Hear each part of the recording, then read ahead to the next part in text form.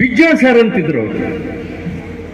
ಇವೆಲ್ಲ ಬಿಟ್ಬಿಡ್ರಿ, ಕರ್ನಾಟಕ ಕಾಲೇಜು, ಕರ್ನಾಟಕ ವಿಶ್ವವಿದ್ಯಾಲಯ ಸ್ಥಾಪನೆ ಮಾಡ್ತಾರೆ ಪಾವಟೆ ಅವರಂತ ಒಬ್ಬ ಶಿಕ್ಷಕರು. ಅಂದ್ರೆ ಒಂದು ಸ್ಥಾಪನೆ, ಶಿಕ್ಷಣ ಸಂಸ್ಥೆ ಒಂದು ಸ್ಥಾಪನೆ ಆಗಬೇಕು, ಅದು ಬೆಳವಣಿಗೆ ಆಗಬೇಕಾದ್ರೆ ಅಲ್ಲೊಬ್ಬ ಮಾಸ್ತರ್ ಅದಾನ, ಅಲ್ಲೊಬ್ಬ ಟೀಚರ್ ಅದಾನ ಅನ್ನುವಂಥದ್ದು ಇದು ಬಹಳ ಮಹತ್ವ. ಅವ್ರು ಹೇಳಿದ್ರು, ಪಾಟೀಲ್ರು, ಅಲೆಕ್ಸಾಂಡರ್ ಜಗತ್ತನ್ನೇ ಗೆದ್ದಿರುವಂಥ ಮನುಷ್ಯ, ಅವನ ಗುರು ಅರಿಸ್ಟಾಟಲ್ ಅಂತ ಹೇಳಿದ್ರು. ಸರಿ,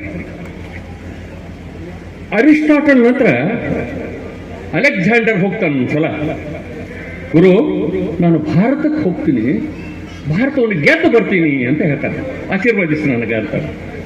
ನೀವು ಗೆದ್ದು ಬರ್ತೀಯೋ ಇಲ್ಲೋ ನನಗೆ ಗೊತ್ತಿಲ್ಲ, ಆದ್ರೆ ಭಾರತದಿಂದ ಬರೋ ಹೊತ್ತಿನಾಗ ಭಾರತದಲ್ಲಿ ಅಮೂಲ್ಯವಾದ 5 ವಸ್ತುಗಳದ, ಅವನ್ನ ತಂದೆ ಅಂದ್ರೆ ಗೆದ್ದಿ ಅಂತ ನಾನು ತಿಳ್ಕೊಂತೀನಿ. ಹಾಗಾದ್ರೆ ಯಾವ ಅಮೂಲ್ಯ ವಸ್ತುಗಳು ಅಂತ ಕೇಳ್ತಾನೆ ಅಲೆಕ್ಸಾಂಡರ್ ಅರಿಸ್ಟಾಟಲ್.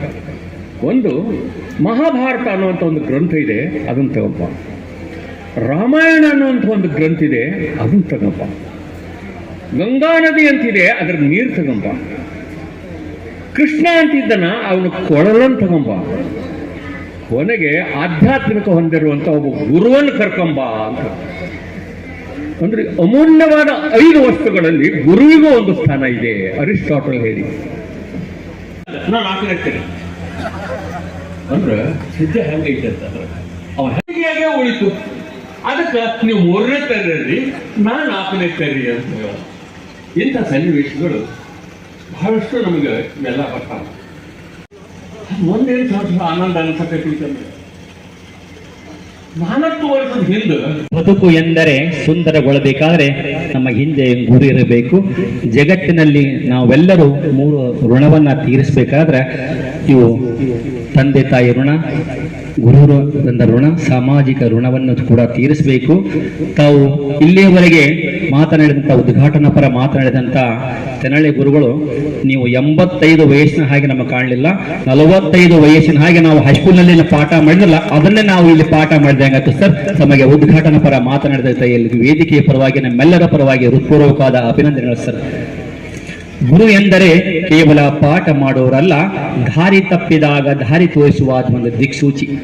ಇಂದು ನಾವು ಏನೇ ಆಗಿದ್ದರೂ ಅದಕ್ಕೆ ಅಡಿಪಾಯ ಹಾಕಿಕೊಟ್ಟವರು ನಮ್ಮ ಮುಂದೆ ಕುಳಿದಂತಹ ಪೂಜ್ಯನೀಯ ಗುರುಗಳು. ನನಗೆ ವಹಿಸಿದಂತಹ ಸನ್ಮಾನ ಕಾರ್ಯಕ್ರಮವನ್ನು ನಡೆಸಿಕೊಡ್ತಾ ಇದ್ದೇನೆ. ಮೊದಲನೆಯದಾಗಿ ಗೌರವ ಉಪಸ್ಥಿತಿ ಶ್ರೀ ಎಂ.ಎನ್. ತೆನಹಳ್ಳಿ ನಿವೃತ್ತ ಮುಖ್ಯ ಗುರುಗಳು, ವಿಮಾ ಪ್ರೌಢಶಾಲೆ ಹುನಗುಂದ, ಇವರಿಗೆ ನಮ್ಮ ಗೆಳೆಯ ಬಳಗದಾರವಂತ ಪಾಟೀಲ್ ಜಗದೀಶ್, ಡಂಬ ಶಕನ, ಗೌಡ ಬಸವರಾಜಿ,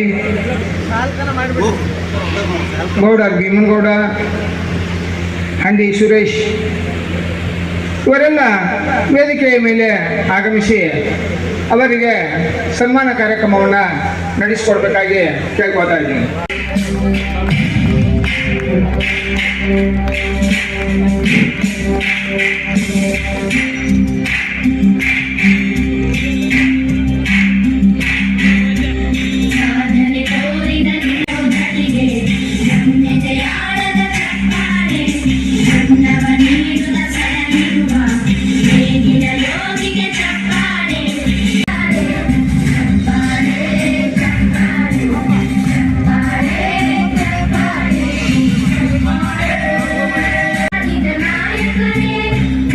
Go!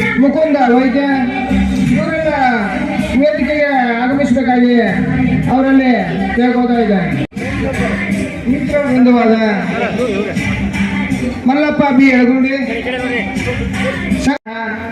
BC ಅಂಗಡಿ ಗುರುಗಳಿಗೆ, ಶ್ರೀ MD ಕನ್ಕೂರ್ ಅವರಿಗೆ,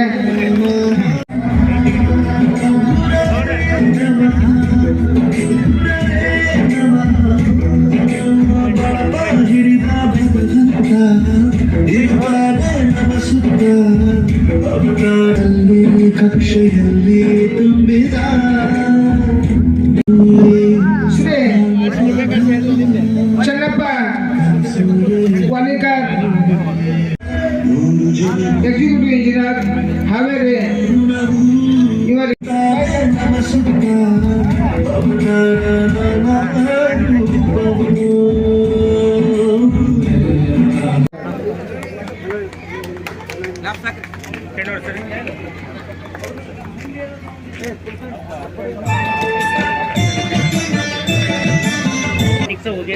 ಶೇಖರ್ ಗೌಡ ಗೌಡರ್, ಶೇಖರ್ ಗೌಡ ಗೌಡರ್,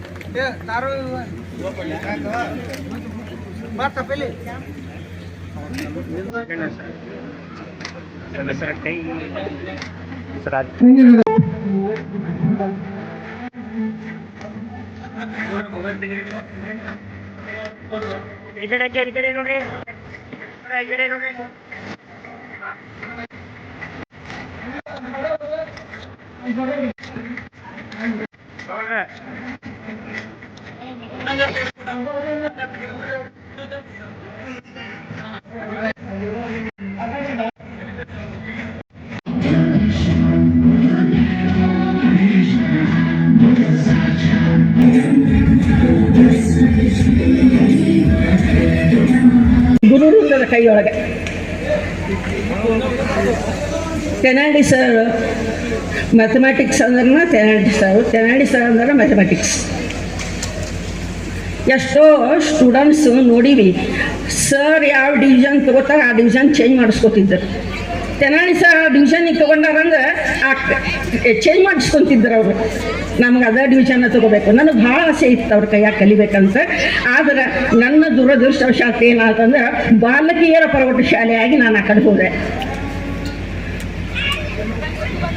ಇನ್ನು ನಾವು ಓದಿದಂಥ ಪ್ರೌಢಶಾಲೆಯೊಳಗೆ ನಮ್ಮ ವಿ ಪತ್ವಾಡ್ ಸರ್, ಅವರಿಗೆ ನೆನಪಾಯ್ತೋ ಇಲ್ಲೋ, 3 ವರ್ಷನೂ ಸ್ವಾಮಿ ಅವ್ರು ನನಗೆ ಹೇಳ್ತಿದ್ರು, ಭಾಳ ಬೆರಕಿರ್ತದೆ ಸ್ವಾಮಿ. ಹರಿದ್ವಾರಕ್ಕೆ ಹೋಗವ ಒಬ್ಬನ ಬಟ್ಟಿ ಮೇಲೆ ಕುಂತ್ರ 3-4 ತಾಸಿನಾಗ ಮುಟ್ಟಿಬಿಡ್ತದೆ.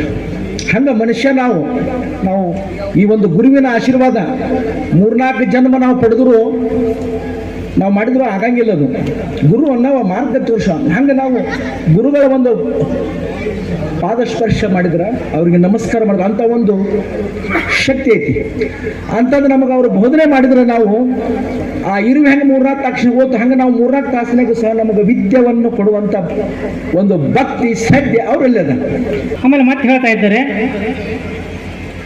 ನಮ್ಮ ಶಿಕ್ಷಣ ದೊರೆಯೋದು ಪ್ರಥಮದಲ್ಲಿ ಮನೆಯೊಳಗ. ಮನೆಯ ಮೊದಲ ಪಾಠಶಾಲೆ, ಜನನಿ ತಾನೇ ಮೊದಲು ಗುರು, ಜನನಿಯಿಂದ ಕಲಿತ ಪಾಠ ಧನ್ಯ ನಾನು ಅಂತ ಹೇಳ್ತಿದ್ದೆ. ತಾಯಿ ಏನು ಹೇಳ್ತಾಳೆ ಅವಾಗ ಅದನ್ನ ಮಾಡೋದು ನಾವು. ಎಲ್ಲಿಗೆ ಸಾಲಿಗೆ ಬರೋ ತನಕನೂ, ಹೆಚ್ಚು ಕಡಿಮೆ ಸಾಲಿಗೆ ಬರೋ ತನಕನೂ ತಾಯಂದ್ರೆ ಏನು ಹೇಳ್ತಿರ್ತಾರ ಅದನ್ನು ಮಾಡೋದು. ಬ್ಯಾರೆದಾರ ಮನೆಗೆ ಹೋದಾಗ ಏನಾರ ನಾವು ಕೊಟ್ರಂದ್ರೆ ತೊಗೊಬಿಡ್ದಿಲ್ಲ ನಾವು. ಹೆಚ್ಚಾಗಿ ಮಕ್ಕಳಿದ್ದಾಗ ತೊಗೊಳ್ಬಲ್ಲ. ಮಕ್ಳು ಅವ್ರು ಇರ್ತಾರೆ, ತಗೋ ಅಂದಾಗ ತೊಗೊಳೋದು. ಅಥವಾ ನಮ್ಮ ಮನೆಗೆ ಸಂಬಂಧಪಟ್ಟವ್ರು ಯಾರು ಆಗಿದ್ರೆ ತಗೋ ಅದೇನಾಗೋಲ್ಲ ತೊಗೋತೀನಿ ಅವಾಗ ತೊಗೊಳೋದು. ಅಂದ್ರೆ ಎಷ್ಟೊಂದು ಆಜ್ಞಾ ಪರಿಪಾಲನೆ ನಮ್ಮಲ್ಲಿ ಹಾಸೋಕಾಗಿರ್ತದೆ.